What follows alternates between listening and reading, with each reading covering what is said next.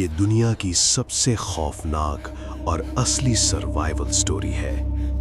घटना है 1994 की। माउरो नाम का एक एथलीट सहारा रेगिस्तान में रास्ता भटक गया था। 9 दिन तक वो बिना पानी के 50 डिग्री की आग में भुनता रहा। जब उसे लगा कि वो तड़प कर मर जाएगा, तो उसने अपने ही हाथों की नसें काट लीं। लेकिन जो उसके बाद हुआ, वो विज्ञान और इंसानियत दोनों के लिए एक खौफनाक चमत्कार था। True horror stories Hindi. रेत मेरे बालों में, मेरी आंखों में, मेरे फेफड़ों के अंदर तक सिर्फ रेत भर चुकी है।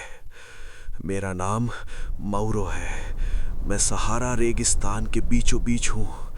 आज 7वां दिन है।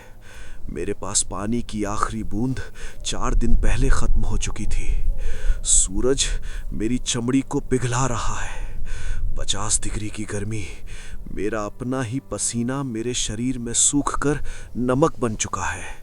मुझे अपना यूरिन पिए हुए भी 2 दिन हो चुके हैं, क्योंकि अब मेरे शरीर में यूरिन भी नहीं बन रहा।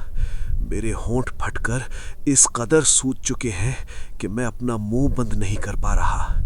मेरी आंखें अंदर धंस गई हैं। मुझे दूर दूर तक सिर्फ आग उगलती हुई रेत दिख रही है, और मौत वो मेरे बिल्कुल पीछे चल रही है। लेकिन मैं यहाँ आया कैसे था? मैं कोई पागल नहीं था जो खुद इस मौत के कुएं में कूदा था। मैं दुनिया की सबसे मुश्किल रेस दौड़ रहा था। मेरे पास मैप था, कंपास था, लेकिन तभी आसमान पीला हो गया। 8 घंटे लंबा रेतीला तूफान। रेत के थपेड़े मेरे चेहरे पर किसी भारी कोड़े की तरह पड़ रहे थे। मैं अंधा हो चुका था। मैंने अपनी जैकेट से मुंह छुपा लिया और एक जगह बैठ गया। जब तूफान रुका तो सामने जो मंजर था, उसने मेरी रूह निकाल दी। रेस के सारे निशान, सारे झंडे, सब रेत के नीचे दफन हो चुके थे। कंपास गोल गोल घूम रहा था। वो तूफान मुझे ट्रैक से मीलों दूर सहारा रेगिस्तान के डेड जोन में धकेल चुका था, जहां कोई इंसान, कोई जानवर जिंदा नहीं बचता। अभी मेरे सामने एक पुराना टूटा हुआ मिट्टी का खंडहर दिख रहा है। मुझे वहां जाना होगा। अब मैं और चल नहीं सकता, इसलिए मुझे घिसटते हुए ही उसके अंदर जाना है। अंदर एक गूंजता हुआ सन्नाटा है। मैं घिसटते हुए इस खंडहर में आ गया हूं। यहाँ थोड़ी छांव है, लेकिन यहाँ कुछ और भी है। चमगादड़, छत पर सैकड़ों चमगादड़ लटके हैं। मेरे दिमाग की नसें प्यास से फट रही हैं। मैं इंसान नहीं रहा। मेरी प्यास ने मुझे जानवर बना दिया है। मैंने अपना हाथ ऊपर किया और एक चमगादड़ को नोच कर पकड़ लिया। मैंने उसका सिर अपने दांतों से काट दिया। उसका गर्म नमकीन खून मेरे सूखे हुए गले के नीचे उतरने लगा। मुझे घिन आ रही थी। मुझे खुद से नफरत हो रही है। लेकिन मैंने 1, 2, 20 चमगादड़ों को जिंदा चबा लिया, सिर्फ उनके खून से अपने गले को गीला करने के लिए। लेकिन वो खून, वो मुझे जिंदा नहीं कर रहा था। वो मुझे अंदर से और मार रहा था। खून पीने के बाद भी मेरी प्यास खत्म नहीं हुई। मेरे शरीर का हर ऑर्गन फेल हो रहा है। मैं अब और ये दर्द नहीं सह सकता। मुझे घर जाना है, अपनी बीवी के पास, अपनी बच्ची के पास। लेकिन मैं जानता हूं कि यहाँ से कोई मुझे बचाने नहीं आएगा। मैंने अपनी जेब से वो छोटा सा पॉकेट नाइफ निकाला है। मैंने फैसला कर लिया है कि मैं इस रेगिस्तान को खुद को मरने नहीं दूंगा। मैं अपनी मौत खुद चुनूंगा।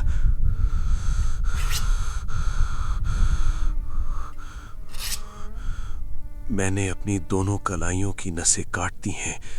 दर्द हुआ, पर मुझे लगा कि अब सब शांत हो जाएगा।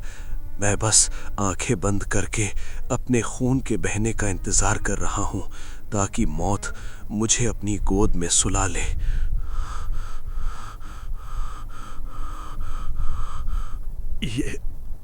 ये क्या हो रहा है? मैं मर क्यों नहीं रहा? मेरा खून बाहर ही नहीं आ रहा है।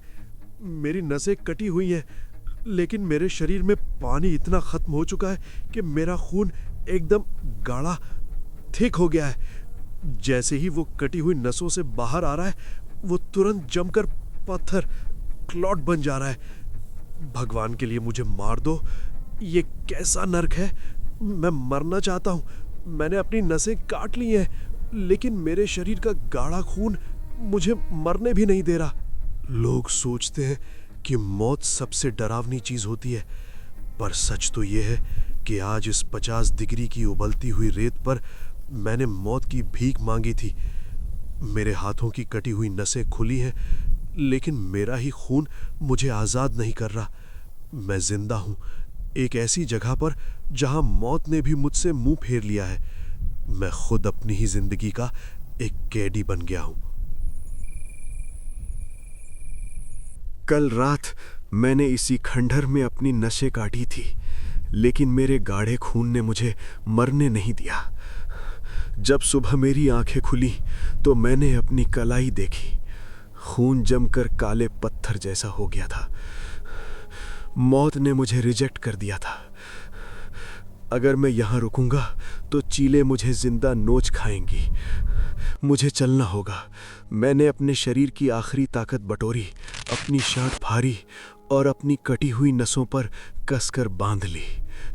मैं खंडहर से बाहर आ गया। आज 8वां दिन है। मेरा वजन 15 किलो कम हो चुका है। मेरी आंखों के सामने काले धब्बे नाच रहे हैं, लेकिन अब मैं रुकूंगा नहीं। मेरे पैरों की हड्डियां किसी गिटार की टूटी हुई स्ट्रिंग की तरह दिमाग में खटक रही हैं, पर मुझे चलते रहना है। मैं अचानक रेत पर गिर पड़ा। रेत में कुछ हिल रहा है। एक छोटा सा रेगिस्तानी सांप वो मुझे डसने के लिए फुंकार रहा है, पर वो नहीं जानता कि इस वक्त मैं उससे बड़ा राक्षस हूं। मैं सांप को फुर्ती से पकड़ने की झपट्टा मारने लगा। सांप की हिस्स। मैंने उसका सिर पत्थर से कुचल दिया और उससे कच्चा चबा लिया। उसका मांस, उसका कड़वा खून, वो जहर था या अमृत, मुझे नहीं पता। मेरी इंसानियत मर चुकी है। मुझे बस उसके शरीर की वो 2 बूंद नमी चाहिए। मैं इसे उगलूंगा नहीं, मैं इसे निगल जाऊंगा। मेरे कदमों की आवाज अब बहुत धीमी और बेबस हो गई है। मुझसे चला नहीं जा रहा है। दूर से कुछ भेड़ों के मिमियाने की हल्की सी आवाज हवा में तैर कर आ रही है। 9वां दिन। मेरी टांगें जवाब दे चुकी हैं। मैं रेत पर घिसट रहा हूं। तभी दूर मुझे कुछ काले रंग के टेंट दिखाई दिए। मैं कांपते हुए रोने लगा। ये कोई भ्रम नहीं है। वहां भेड़ें हैं, वहां इंसान हैं। एक छोटी बच्ची अरबी भाषा में चिल्लाते हुए मेरी तरफ आ रही है। मैं फूट फूट कर रोते हुए। गले में कोई आवाज नहीं है। वो तुआरेग बंजारे थे। एक छोटी बच्ची ने मुझे देख लिया। वो भागकर मेरे पास आई। उसने मुझे पानी नहीं दिया। पानी मेरे सूखे हुए गले को फाड़ देता। उसने मेरे फटे हुए होठों पर बकरी का खट्टा दूध डाला।